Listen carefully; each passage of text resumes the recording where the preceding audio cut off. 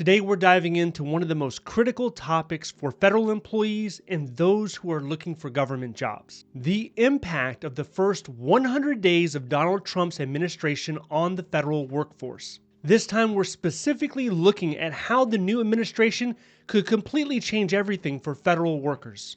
As the administration sets its course, policies and executive orders will directly affect federal employees. Everything from hiring freezes to pay freezes to regulatory changes. By the end of this video, you will have a solid understanding on how the first 100 days will affect you, whether you're a current federal government employee or someone who's just looking for a federal job. Let's break it down by a countdown. The top 5 ways the first 100 days will impact federal workers. And all this information will be backed up by data and statistics. Let's go ahead and get started. Starting with number 5 on our list, federal hiring freezes. When Trump took office in 2017, one of his first executive actions was to implement a hiring freeze across the federal government. Now, this wasn't for critical positions, defense positions, public safety positions, but for everyone else, it applied. Now, this hiring freeze, it lasted about 79 days, and it stopped all hiring actions. It did not matter where you were at during the hiring process, whether you were negotiating your salary, whether you were accepting your tentative job offer, it froze the process. Now, this set a precedent for future hiring freezes. In his 2017 budget proposal, Trump aimed for a $54 billion reduction in non-defense discretionary spending. And much of that would come from cuts to the government size. In 2016, there were 2.1 million federal employees. According to OPM, the freeze impacted about 700,000 federal employees at some level, and 300,000 positions, they never ended up getting backfilled. Now, despite all these efforts, by the time President Trump was done with his first term, the entire size of the federal government, it still grew by 1%. So what's the impact now? Well, if a freeze were to occur similar to what we saw in 2017, this means it would take longer to hire individuals. A lot of people were dissuaded from applying to the government at all. So thousands of people that would ordinarily apply and compete for federal government jobs, they weren't doing it, especially in the non-defense sector. I still get emails and messages all the time about people asking, is it a good time to get a government job? Is it a good time to apply in the month of January, in the first part of 2025, or the entire year of 2025? Is this the year I should even risk applying to the federal government? And what I tell them often is, your thoughts are shared by thousands of people, and oftentimes thousands of people are not applying for that reason. Now, we do not know what will occur during 2025. Will there be a hiring freeze? It's probable. There's a high probability that we could see a hiring freeze. How long will it last? We don't know exactly how long it will last. So there's no sense in holding back your application because of an uncertain future. You have to take the opportunities that align with your experience and your background, and you have to take a shot. But what does that mean for current employees? Even though there might be a hiring freeze, current employees can still get promotions. You can still move up the promotional ladder. So the rules for hiring external candidates are different than internal candidates. So the most probable outcome is to see the federal workforce grow at a slower rate throughout the year. And this is especially the case for non-defense roles or non-DHS roles.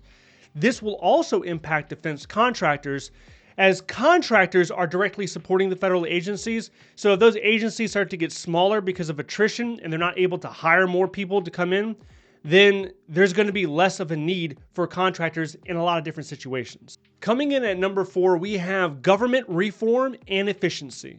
The Trump administration has consistently said they want to reduce government size, they want to streamline federal agencies, and they want to cut unnecessary regulations. A large part of this initiative was outlined in Executive Order 13781, which mandated that every federal agency submit a plan to reorganize or eliminate programs deemed unnecessary. In 2017, OMB reported that about $100 billion was spent on wasteful or redundant federal programs. Now, the aim was to reduce this by 10%. And one agency in particular, EPA, they saw their budget drastically cut because of this. These reforms resulted in staff reductions, especially in agencies like the EPA, the Department of Education, and even the State Department. The EPA alone saw its budget cut by 30% in Trump's proposed budget, leading to a reduction of about 3,200 jobs within that agency. But let's consider the broader picture for federal employees. Let's say President Trump, his first day, second term, he's signing those executive actions. He could order agencies to reorganize. That could lead to a reduction in force. And what I think the biggest mechanism to get the government smaller has to be attrition. So let's say he doesn't backfill those positions. Government agencies are now getting smaller. One of the main objectives here, I believe, as a portion of the government, is to privatize it, to take it out of the hands of the government and to put it into the private sector. This can be IT. This could be a lot of things. It could be administrative support, security functions. And the idea is private sector gets things done more efficiently because there's a profit motivator that's tied to how they work. So if they're not able to attain something, if they're not able to meet their objective, they lose profit. And that's enough of an incentive in order to get the objective completed in a faster manner. So that is an idea a lot of people hold, mainly on the Republican side, that they want to privatize a lot of the government in order to make it run more efficiently. At number 3, let's talk about federal employee pay and benefits. If you take a look at the pay raise history for federal employees, in 2017 there was a 1% pay raise, and then there was another 1%, and then after that I think it was 1.4, and then 1.4 again. This looks like a pay raise, but we both know that inflation at least hits the 2 to 3% mark every year. Even if everything is going great within the country, you're still getting that target 2% inflation rate. So this is not just a pay freeze, it is a pay decline. It is a decrease in your overall buying power. In 2019, federal employees' pay raises were limited to 1.4%, down from a projected 2.1%. The National Treasury Employees Union, which is the NTEU, they projected, due to the 1.4% pay raise, that the overall lost wages for federal employees would exceed $1 billion throughout that year. So what does that mean? Well, with inflation rates climbing to 2.6% and probably higher, it feels a lot higher. You see the number that's being advertised in the news, but it doesn't feel like 2.6. It feels more like 3 to 4% at least, or even higher than that. So as that continues, there's not going to be an appetite to continue to raise the pay, even by 1%. So we could see some goose eggs in the future, the next 4 years. It could be 1% or less. It wouldn't be a surprise. So that's going to eat in more to the buying power of your average federal employee. Meanwhile, speaking of benefits, President Trump proposed significant cuts to programs like FEHB, which is the health benefit program, and FERS, the Federal Employee Retirement System, while attempting to privatize some healthcare services. According to the CBO, healthcare and retirement cuts could save the government $30 billion over 10 years. Not only would there be fewer pay raises, perhaps there could be cuts to benefits, there could be retirement reform. Now, the way that this would normally work is that everyone who's currently in the federal government right now, they would still be entitled to the old retirement plan if there were a new one. And there have been attempts to change it. There's been attempts to increase the contribution to FERS. Right now it's at 4.4%. There's been attempts to increase it to 10%. That's double what we're already paying into it. So if there were to be changes, people that have joined the government ahead of time before these get enacted into law, you would still be under the old program. The same thing happened with the CSRS, where that was a much more lucrative pension plan. But people that were in the government before 1987, they were able to still take advantage of it. Now, at number 2, we're diving into employee unions and advocacy. Federal unions like the AFGE and others, they've always sought to increase pay in order to improve flexibility. They have the employees' best interest in mind. Now, President Trump has a history of trying to reduce the power of the unions, including Executive Order 13837, which limited collective bargaining rights for federal employees. In 2019, the union NTEU, they reported a 40% drop in union membership as union protections were weakened under President Trump. For federal employees, this meant less protection, less ability to organize and to bargain. And ultimately, what it will result in is an increase in work without an increase in pay. Because think about it, we talked about attrition. If your agency loses 10, 20, 30%, that work has to be accomplished by somebody. Contrary to popular belief, federal employees are not just sitting in their cubicles twiddling their thumbs. A lot of them are engaged in projects and programs, and when they're gone, someone else is going to have to fill in for them. That's additional work. Even though the work might not be able to get done in a typical 40-hour week, they're going to be expected to. Maybe they'll be expected to do overtime, but ultimately they will stay at the same grade more often than not. So if you're a GS11, it doesn't matter if you're doing the work of your neighbor or your cubicle buddy to the side, you're doing their work, you're still getting paid GS11 step 4 or whatever step you are. So in the first 100 days, you can expect continued resistance into union expansion and growth.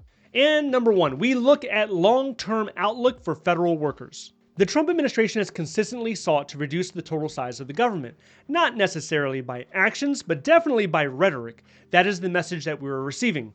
The CBO provided this option, and it is online for anyone to read. Check this out. It says, it could prohibit selected federal agencies from hiring more than one employee for every 2 workers that leave. Until the number of federal employees at agencies the president allowed to be affected was reduced by 10%. If you zoom out and look at the federal workforce by large, 10% would be massive because right now we have 2.2 million federal workers. So you're looking at over 200,000 people that could potentially be cut with this effort. Now, if you are in cybersecurity, if you are working in a defense type job, then those cuts probably will not come to you. They're probably going to come more to the service industry and less to the national security side. If you're in a federal agency that's going to be targeted for cuts or reorganization, that's probably still a long way off. What will end up happening, a lot of people think, this is speculation, but let's say President Trump comes in and he's signing those executive actions. Once he signs those executive actions, even for telework, let's say, everyone's going to have to react the very next day. They're going to have to do what the actions say until the unions are able to file their lawsuits. If the unions are able to file lawsuits with the courts, there could be an injunction that stops the executive action temporarily until they can figure it out legally. So a lot of people are imagining that the first 1 to 3 weeks would be hectic until the lawsuits start entering into the legal system, at which point we would have a brief reprieve. However, if you're looking to take a pivot into national security or cyber security or something more military related, there'll probably be a surge in hiring. Especially if you look at the border patrol, immigration, agencies like that support those functions. Not necessarily the service agencies. Now, I speak to federal employees every day, and there's a large group of them that they don't think very much will change at all, or if it does, it'll be very small. And they also think that the government will probably go back to the way it was before 2020. So let's say 2019, they were still allowing telework. 3 days a week at a lot of agencies, 2 days a week at other agencies. So maybe it goes back to 2019. But as far as drastic 1 million people getting fired and thrown out on the street, that's very polarizing rhetoric, and it energizes the base of the Republican Party. So I can understand why a lot of people are feeding into that, and they paint the government as this negative boogeyman that is the source of all their problems. And I really don't think, regardless of where you're at in the country, it's hard to paint the picture of the only thing that's wrong in your life right now is the government. Everything else is going great. And if the government could just get out of your life, you would flourish, you would prosper. I think that's kind of a naive way to look at it. And there is a necessity for a lot of government functions in order to continue to be a prosperous country, in order to provide the services to Americans that are often neglected due to the economic status of where they live, their situation, disabilities, or whatever the case is. But if you're still interested in getting a federal government job, you're probably not. I probably scared you off at this point, but if you're still interested, then you should know the process from start to finish, from when you set up a usajobs.gov account to when you accept the federal job offer. If you're interested in that, I want you to check this video out next. If you'd like a federal resume example, check out the links down below. Thank you so much for watching. I'll see you in the next one.